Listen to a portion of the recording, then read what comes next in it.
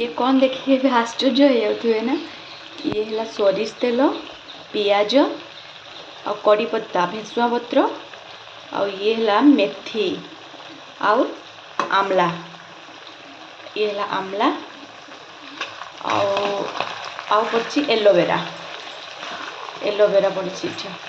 तो यार एमती तेल पकईकि लुहा कड़े ये देखु ये एलोवेरा मो गचर टे छोट छोट होता माने को ठंडा करके गोटे पतला धड़ा कपड़े सूता कपड़े धोती कपड़े तेल को बाहर करदे स्टोरेज कर रखिदे गोटे काच बोतल ले जोटार भी रखु मसे कि 15 दिन यूज करें। हेयर ग्रोथ उपी केते कमी जीव यहाँ मुझे आगुरी अप्लाई करे किंतु एबे पूरा एत व्यस्त जीवन में सब बाहर किना जिनस को एत आपणे नेली जहाँ भी पैसा नष्ट टोटाली चुट्टी आहरी लंडा हो अवस्था चुट्टी आ बढ़िबार ना।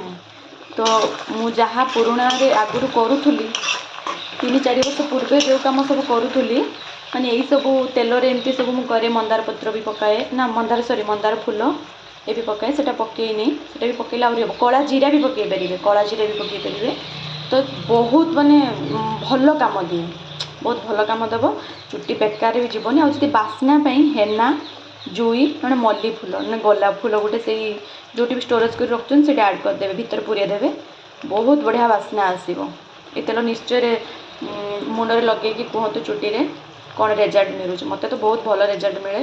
से आज आउ थे कर जहाँ भी परिश्रम पड़े भात तेल किसी भी बेनिफिट मिलूनी।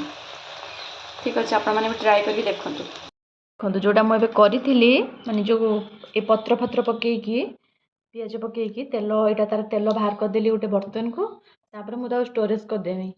यहाँ देख एतिकी बाहरला से जो आमला मेथी पियाज एलोवेरा और पुदीना पत्र सॉरी भेसुआ पत्र एटी मो झील हसुची मो कथा कहला बेले आड़ा सब मुझे कौन करी एक पकईबिनी एक मुझे माने मुंडरे मारी सारिकी टिके मालिश करके अध घंटे घंटे रखिकी हेयर वाश करी निश्चय थोड़े तेलटा ट्राए करके देखु बेस्ट माने काम दब हेयर ग्रोथ रे हेयर झड़वा बंद कर उपी बंद कर जो छोट छोट चुट्टी रोचे जो मान स्टार्टिंग रू भी चुट्टी पाचुची तो सेटा को भी से बंद करदब पूरा मस्त तेलटा बजार तेल बिक्री होतार मु भी फसीची कौन सी काम दिएनि 700-800 टका लेखा देकी आनी गोटे बोतल किसी काम दिएनि उल्टी बेकार।